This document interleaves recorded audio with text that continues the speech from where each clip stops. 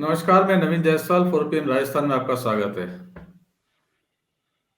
कांग्रेस नेता राहुल गांधी एक बार फिर से यात्रा निकालने जा रहे हैं। इस बार यात्रा का नाम न्याय यात्रा होगा और यह बार यात्रा वो बस से करेंगे। पिछली बार उन्होंने भारत जोड़ो यात्रा की थी, पद यात्रा की थी और कांग्रेस के लिए एक बड़ी सफलता मानी जा रही थी वो यात्रा की। उसके सारे कांग्रेस को उन्होंने एक बार एक्टिवेट कर दिया था।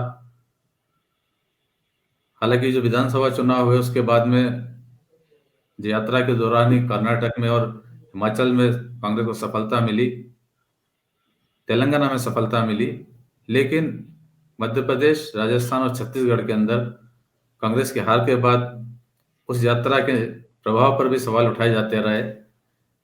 अब राहुल गांधी लोकसभा चुनाव के पहले फिर से एक यात्रा निकालने जा रहे हैं और फिर कयास लगाए जा रहे हैं कि इस बार यात्रा का कितना असर होगा, कांग्रेस के लिए कितनी मददगार साबित हो सकती है ये यात्रा। और राहुल गांधी को इस तरह की यात्रा की जरूरत क्या है, इसको लेकर मेरे साथ वरिष्ठ पत्रकार रामशरण जोशी जी हैं। जोशी जी, स्वागत है आपका। रामशरण जोशी जी ने जैसा बता रहे हैं 2019 के अंदर जुलाई में एक इंटरव्यू में इस बात पर जोर दिया था कि राहुल गांधी को यात्रा शुरू करनी चाहिए और नॉर्थ ईस्ट से शुरू करनी चाहिए। अब राहुल गांधी मणिपुर से यात्रा शुरू कर रहे हैं और 14 राज्यों में होते हुए वो मुंबई तक जाएंगे, राजस्थान और तमाम राज्यों को बीच में कवर करेंगे।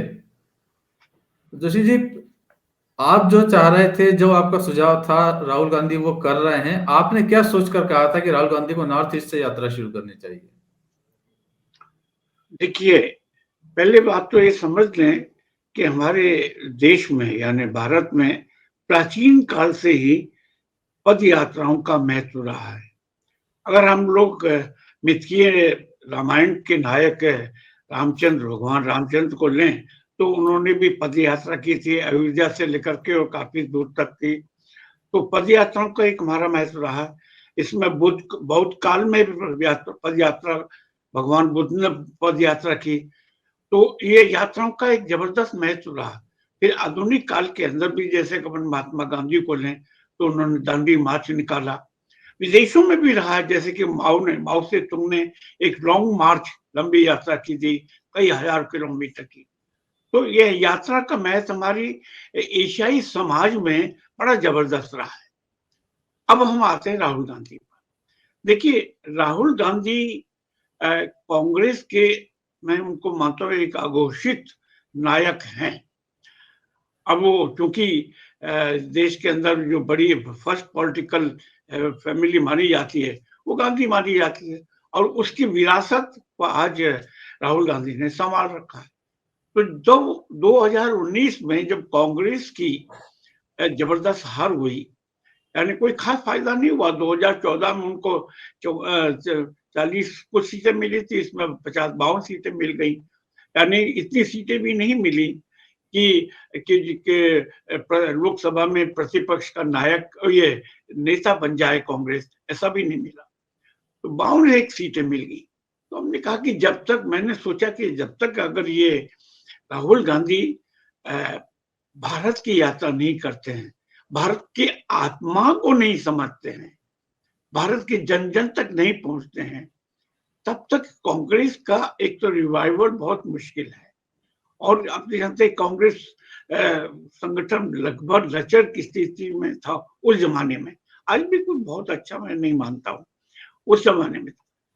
और आपको मैं यहाँ याद दिला दूं, महात्मा गांधी जब दक्षिण भारत से लौट करके आए थे और भारत में एक्टिव हुए थे, तो उन्होंने सबसे पहले भारत की यात्रा की और भारत को के ईथोस को, उसकी संरचना को, उसके भावों को, उसकी आत्मा को समझने की कोशिश महात्मा गांधी ने की। इसके बाद चंपारण आंदोलन वगैरह शुरू हुआ। तो ठीक इसीलिए मैंने जुलाई 2019 में एक इंटरव्यू दिया था जनचौक को। उनका एक प्रतिनिधि आए थे, प्रदीप सिंह, और उन्होंने एक लंबा इंटरव्यू दिया। उस इंटरव्यू में ये भी सवाल था। तो मैंने कहा कि राहुल गांधी को जमीन पर उतरना पड़ेगा, गांव गांव जाना पड़ेगा, अगर वो वाकई करना चाहते हैं। और इसमें शर्त मैंने ये भी सुझाव दिया कि अब तक जितनी भी यात्राएं हुई हैं भारत में, जैसे कि 1983 में चंद्रशेखर जी ने की, जो कि हमारे पूर्व प्रधानमंत्री थे, उन्होंने भी कन्याकुमारी से दिल्ली तक की। इसके बाद सुनील दत्त ने बंबई से अमृतसर तक की 1987 में, जहां तक मुझे याद है। इसके बाद बीजेपी के नेता डॉक्टर मुरली मनोहर जोशी ने भी कन्याकुमारी से और श्रीनगर तक की, लेकिन किसी ने भी उत्तर पूर्व से और नीचे तक की यात्रा नहीं की। अरे चाहे वो 1945 से पहले का समय रहा हो या बाद का रहा हो, तो कभी भी, तो मैंने कहा कि अगर बाकी भारत को समझना है तो इसको नई ढंग से एक मतलब लकीर पीट करके नहीं, नई ढंग से सोचना चाहिए, एक कल्पनाशील यात्रा करनी चाहिए। इसलिए मैंने उसको उत्तर पूर्व में भी अरुणाचल, जो कि चीन से की सीमा से सटा हुआ है, तो अरुणाचल की जो राजधानी है ईटानगर, वहां से वो अपनी यात्रा शुरू करें और फिर नीचे तक आए। और जितने उसमें मैंने सारे प्रदेश गिनाए थे, ये आसाम है, बिहार है, पश्चिम बंगाल है, ये सारे मैंने गिना दिए थे, जो कि आज इन्होंने कहे हैं। तो ताकि फिर लोग समझेंगे, तो आपको गैर हिंदी प्रदेश भी आपके संपर्क में आएंगे, हिंदी प्रदेश भी आपके संपर्क में आएंगे, विभिन्न भाषा संस्कृति आप जानेंगे।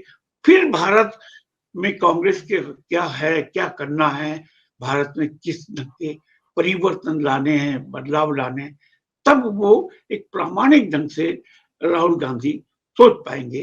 तो इस सब बातों को ध्यान में रख करके मैंने ये सुझाव दिया था, और संयोग से आज 4 साल 5 साल के बाद कांग्रेस ने कल इसको की घोषणा की कि हाँ, राहुल गांधी 14 जनवरी संक्रांति से वो यात्रा शुरू करेंगे मणिपुर से। और मणिपुर से शुरू करने का जबरदस्त महत्व है। आप तो जानते हैं पिछले कई महीने से मणिपुर वहां की जातीय हिंसा में झुलस रहा है, और अभी तक देश के प्रधानमंत्री नरेंद्र मोदी जी वहां 1 मिनट के लिए भी नहीं गए हैं। सिर्फ उन्होंने 30 सेकंड का 40 सेकंड का एक रेफरेंस दिया था एक बार, लेकिन इसके बाद वो फिजिकली कभी नहीं गए, जबकि वो दुनिया भर में घूम आए। तो ऐसी स्थिति में राहुल गांधी मणिपुर जाएंगे। हालांकि मणिपुर वो चुनाव के समय भी गए थे, लेकिन इस समय यात्रा शुरू करना 14 जनवरी 2024 में, वो बहुत महत्वपूर्ण है। इससे वहां के मणिपुर की जनता के जख्मों को कुछ तो मरहम लगेगी। और वहां से फिर आप जानते हैं कि नागालैंड जाएंगे, मेघालय जाएंगे। तो ये बड़ा महत्वपूर्ण है कि आज तक कोई भी मुख्य भूमि का, यानी भारत के मेनलैंड का कोई भी व्यक्ति उत्तर पूर्व की इतनी यात्रा नहीं कर सका है। मतलब आप ये कह रहे हैं कि मणिपुर से यात्रा शुरू करना राहुल गांधी का एक तरह से मास्टर स्ट्रोक होगा, और ये दिखाना, ये इसकी तुलना की जाएगी कि प्रधानमंत्री नरेंद्र मोदी को मणिपुर की चिंता नहीं है, वो वहां नहीं गए, लेकिन राहुल गांधी वहां से यात्रा शुरू कर रहे हैं, तो मास्टर स्ट्रोक माना जाए इसे। देखिए, मास्टर स्ट्रोक तो बड़ा मीडिया का एक टर्म है, मैं तो ये तो नहीं कहूंगा कि मास्टर स्ट्रोक होगा, लेकिन इसको मैं ये भी नहीं कहूंगा कि भाई प्रधानमंत्री जी वहां नहीं गए तो उन्होंने वो जा रहे हैं। लेकिन मैं इसको इस रूप में कहना चाहूंगा कि राहुल गांधी ने, यानी देश की सबसे पुरानी पार्टी जो 1885 में बनी थी, आज उसके 138 साल पुरानी है लगभग, उसका एक नेता, राष्ट्रीय स्तर का नेता, वो फिर से एक नई ढंग से समझने की कोशिश कर रहा है। यहाँ मैं एक बात बता दूं, चाहे नेहरू हो चाहे इंदिरा गांधी हो, उन्होंने नॉर्थ ईस्ट को, यहाँ तक कि राजीव गांधी भी नॉर्थ ईस्ट को कई बार गए हैं। अब मैं खुद, मतलब मैंने समझा कि भाई हमारे नॉर्थ ईस्ट और ये अपना जो उत्तर भारत है, उसके बीच में एक संवादहीनता, कई तरह की गलत फहमियां भी रही हैं। मैं नॉर्थ ईस्ट काफी घूमा हूँ, यहाँ तक कि मिजोरम में ये सारी घूम चुका हूँ, चाहे वो अरुणाचल क्यों ना हो, या नागालैंड क्यों ना हो, या मेघालय क्यों ना हो। तो एक संवादहीनता रहती है, कई तरह की गलत फहमियां पनपती रहती है दोनों के बीच, हम लोगों के बीच भी और वहां के लोगों के बीच भी। एक संवाद, जीवन संवाद स्थापित करने के लिए अगर राहुल गांधी वहां के यात्राएं करते हैं, नागालैंड की, मणिपुर की। तो ये बहुत बड़ी बात है, यानी वो मेनलैंड इंडिया यानी मुख्य भूमि, भारत की जो मुख्य भूमि है, उससे जोड़ने का एक अभियान और एक कोशिश के रूप में इसको देखा जाना चाहिए। और यही मैं ये बता दूं कि जैसे उन्होंने भारत जोड़ो यात्रा शुरू की थी, तो यहाँ ये होगा नॉर्थ पूर्व। हालांकि उन्होंने कहा है कि भारत ये न्याय यात्रा है, लेकिन मैं इसको इस रूप में भी देखता हूँ कि नॉर्थ पूर्व को नॉर्थ इंडिया से जोड़ने का एक ये भी प्रयास है। एक आपका कहना है कि आपने सुझाव दिया था राहुल गांधी को करना चाहिए, आप इसको जरूरी मानते हैं ताकि राहुल गांधी समझ सकें जिस तरह से महात्मा गांधी ने यात्रा की थी। राहुल गांधी की भारत जोड़ो यात्रा वो एक कर चुके हैं, पद यात्रा। उसके बाद आपको क्या लगता है कितना चेंज आया, और अब उसके बाद में जब राहुल नॉर्थ ईस्ट से यात्रा करेंगे तो क्या वो एक ज्यादा परिपक्व नेता के रूप में उभरेंगे? देखिए, निश्चित रूप से उन्होंने भारत जोड़ो यात्रा से जो 4-5 महीने चली और 4-4.5 हजार किलोमीटर चली, अभी तो 6,000 से ऊपर चलेगी 4.5। तो उन्होंने जाहिर है कि उन्होंने सीखा तो है काफी हद तक। पहले जो उनकी छवि थी जमाने में, उनकी जो बनाई गई थी पप्पू की, तो वो तो छवि अब लुप्त हो गई है। हमारे बड़े विपक्षी दल या सत्ताधारी दल ने बड़े तरीके से उनको पप्पू के रूप में पेश किया, और आज उनके लिए वही पप्पू मतलब एक उसका विराट रूप सामने आ रहा है। तो जाहिर है कि उसमें परिपक्वता तो आई और होती है, मैच्योरिटी होती है, आई है। अब ये सवाल ये है कि जैसा कि आपने पूछा कि उसका फायदा कितना। देखिए, शुरू में ये ठीक है कि दक्षिण भारत में 2 प्रदेश जीत गए, कर्नाटक और तेलंगाना, और लेकिन इससे इसका असर कितना पड़ेगा ये तो अपन आगे चर्चा करेंगे। लेकिन सवाल है इस कि ये तो वो यात्रा करें, लेकिन इसका फॉलो अप एक्शन, मैं इस पर जोर दे रहा हूँ। आज ही मैंने लिखा है कि इन यात्राओं से अगर वाकई कुछ कांग्रेस को प्राप्त करना है, तो सवाल ये है कि उसको इसका फॉलो अप एक्शन होना चाहिए। और अगर आप फॉलो अप एक्शन नहीं करते हैं तो उसका कोई फायदा नहीं होगा। ये एक यात्रा खाद बीज और थोड़ा पानी डालने का काम करेगी। इसके आगे तो फसल कैसे बुनी है, कैसे काटनी है, ये तो उसकी पार्टी के ऊपर जिम्मेदार है। और मैं यहाँ एक बात और जोड़ देना चाहता हूँ कि इस समय इंडिया एक गठबंधन सामने आ चुका है, और जाहिर है कि ये अब कांग्रेस अकेली नहीं है। कांग्रेस में 28 घटक हैं, कांग्रेस में इस गठबंधन में 28 घटक है। तो अगर वाकई राहुल की इस न्याय यात्रा से फायदा उठाना है, तो सभी घटकों को, चाहे वो समाजवादी पार्टी हो, चाहे वो राष्ट्रीय कांग्रेस हो, और चाहे वो तृणमूल कांग्रेस हो वगैरह वगैरह, उनको भी सक्रिय होना पड़ेगा। तभी अगर आपको 2024 में फायदा उठाना है, ये फसल काटनी है। नहीं तो ठीक है, यात्रा तो होगी, यात्रा के दूसरे तरीके के प्रभाव सामने आएंगे कि कम से नॉर्थ ईस्ट के लोग और करीब आएंगे। लेकिन चुनावी फायदा तभी हो सकता है जब इंडिया के तमाम घटक सक्रिय हो।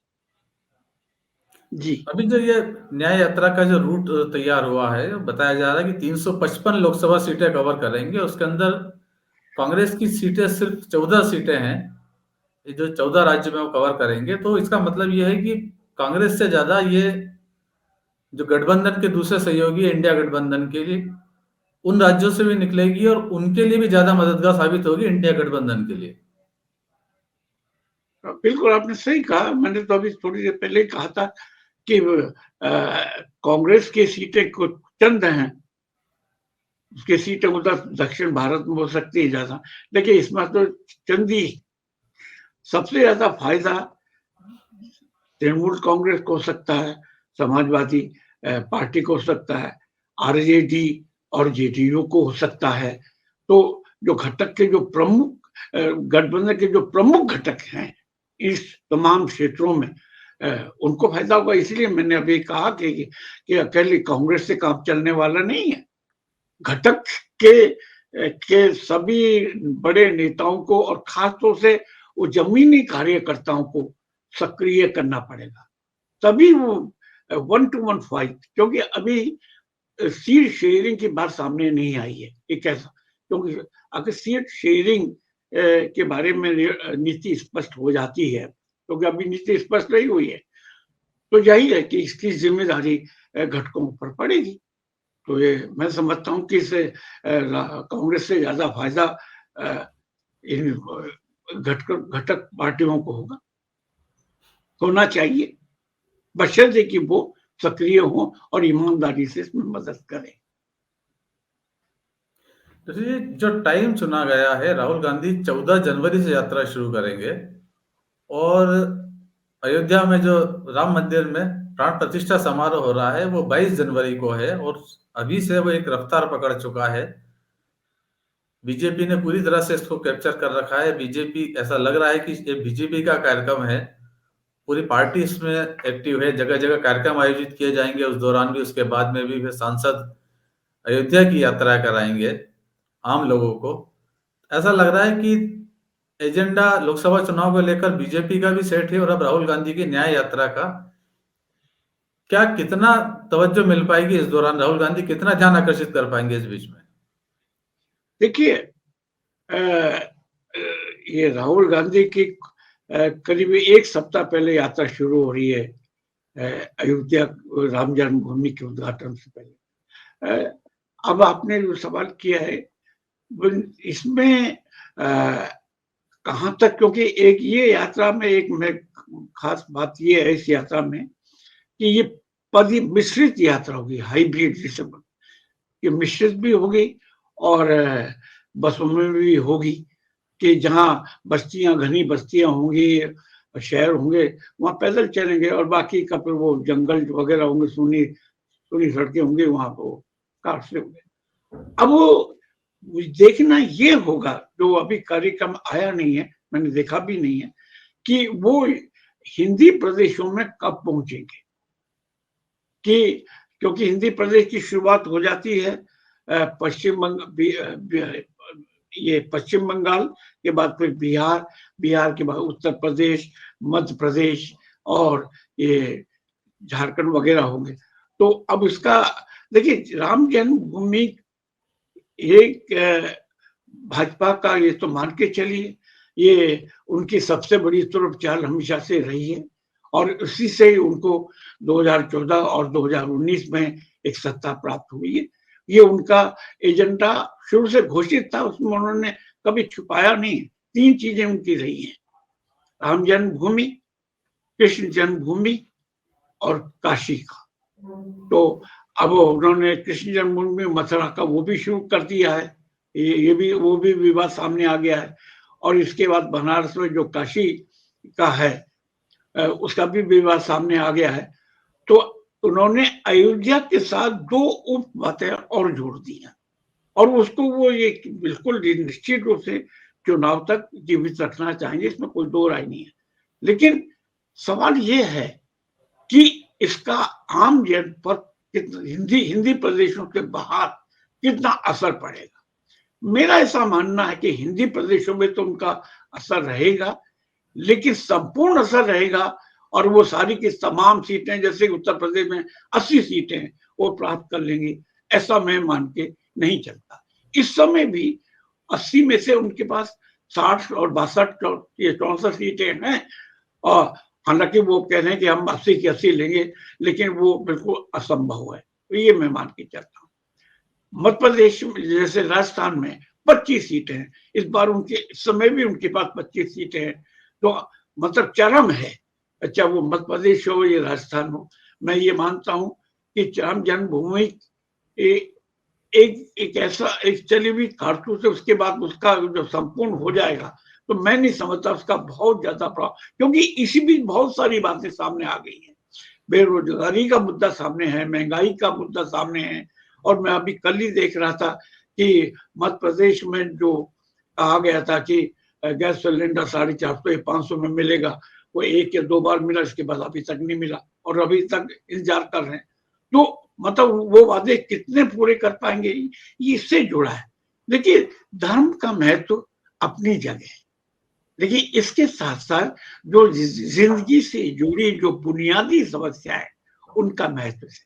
तो एक तरफ राहुल गांधी की पद यात्रा चलेगी, मतलब न्याय यात्रा, उन्होंने इसको न्याय यात्रा कहा, यानी ये कि शिखर सत्ता प्रतिष्ठान की सत्ता नीचे कितने तलहटियों तक पहुंची है, यानी अंतिम जन तक, अंतिम व्यक्ति तक, जो महात्मा गांधी कहते थे कि अंतिम व्यक्ति तक पहुंचनी चाहिए, वो कितनी, तो उस वो मुद्दा बहुत महत्वपूर्ण है। लेकिन भारत जोड़ो से फायदा वहां कांग्रेस को हुआ, या ये कहा जाए कि वह हिंदुत्व का कार्ड नहीं चल सका, कर्नाटक में नहीं चला और आपके तेलंगाना में नहीं चला, नहीं चल रहा, तो इसका मतलब ठीक है यूपी में चलेगा, इसमें कोई शक नहीं, लेकिन बिहार में नहीं चलेगा। और इस बात तो बीजेपी और मोदी जी इस बात से पूरी तरह परिचित हैं। 2019 में जब चुनाव हुए थे, उस समय नीतीश कुमार उनके साथ थे। अब नीतीश कुमार उनके साथ नहीं है।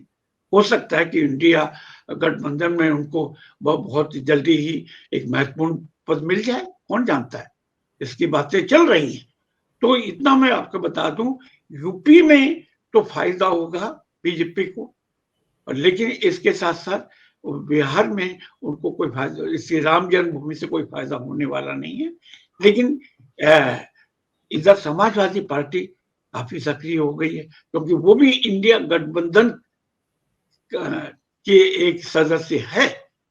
तो ठीक है, थोड़ा बहुत, और खास तौर से जो ऑर्गेनाइज सेक्टर और शहरी क्षेत्रों में राम जन्मभूमि का फायदा हो सकता होगा, निश्चित रूप से होगा, लेकिन गांव में उतना ही होगा, क्योंकि देखिए यहाँ एक जाति का फैक्टर भी महत्वपूर्ण भूमिका निभाता है हमारे समाज में, इस बात को समझिए।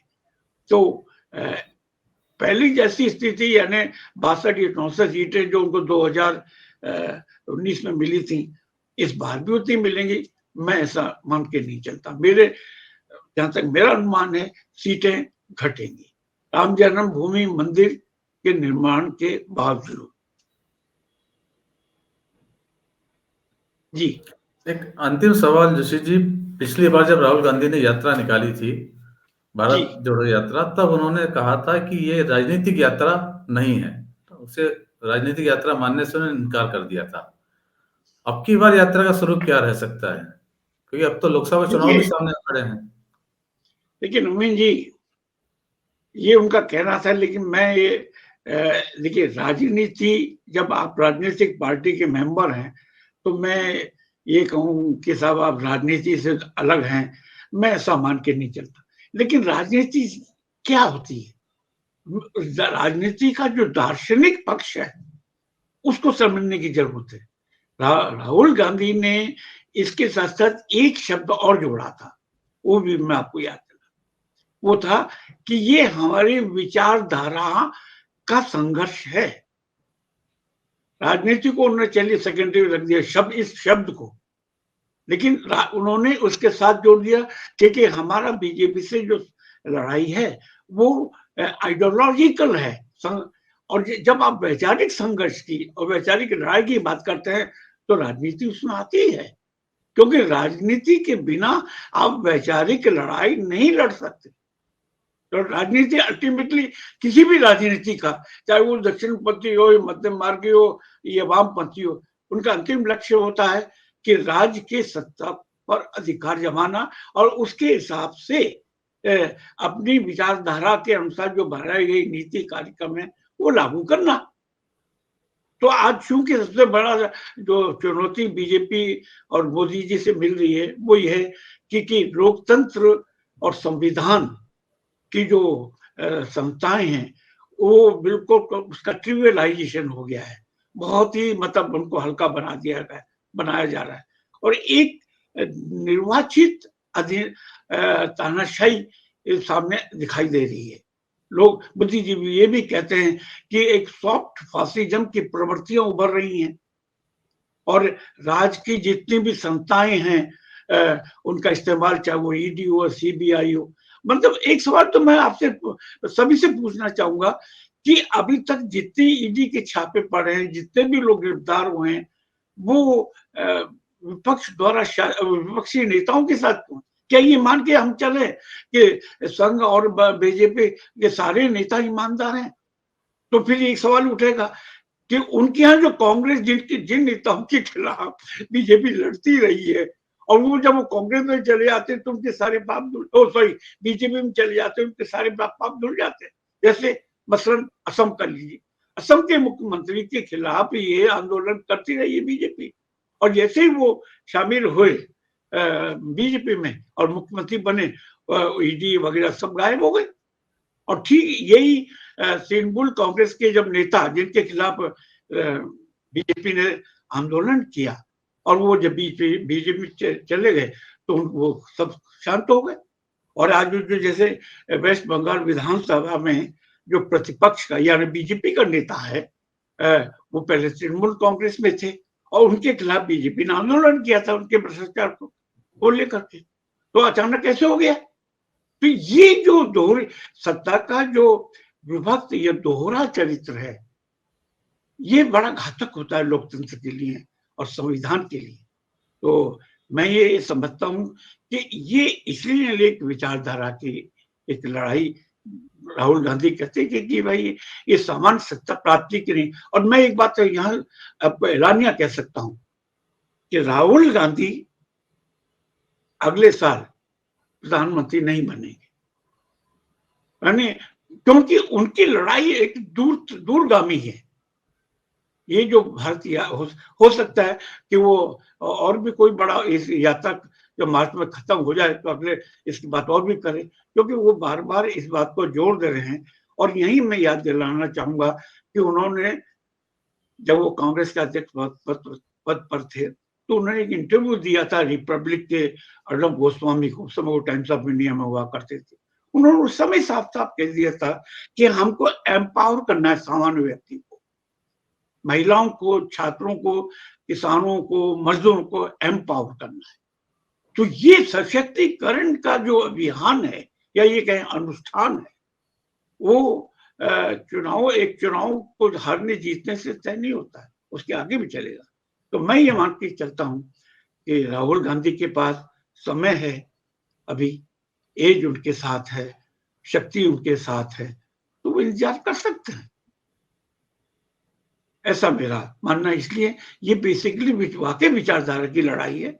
मेरा भी निजी मत यही है कि वो उनका भी होगा, राहुल गांधी का है ही, लेकिन हम लोगों का भी है कि देखिए सबसे बड़ी बात यह है नवीन जी कि लिबरल डेमोक्रेसी, उदारवादी लोकतंत्र के अस्तित्व को खतरा पैदा हो गया है। ये एक बड़ी बात है कि हमें उस उदारवादी लोकतंत्र की रक्षा करनी है जिसमें संविधान भी आता है। अब देखिए पिछले दिनों 146 सांसदों को दोनों सदनों से निष्कासित किया, तो आप क्या चाहते हैं कि विपक्ष विहीन संसद हो? तो राहुल गांधी शायद इन्हीं मुद्दों को लेकर जो संसद से निकाला गया है, जो ईडी की कार्रवाइयां की जा रही है विपक्षी राज्यों के अंदर की जा रही है, जहां पर उनकी सत्ता है बीजेपी के उसके सहयोगी के, वहां पर वो नहीं की जाती है, शायद इसी के लिए राहुल गांधी अब न्याय यात्रा निकालने की बात कर रहे हैं। जी बहुत बहुत धन्यवाद जोशी जी, आपका बहुत बहुत धन्यवाद। चलिए, आपने भी मुझे मौका दिया बोलने का, आपका भी धन्यवाद। शुक्रिया सर। शुक्रिया।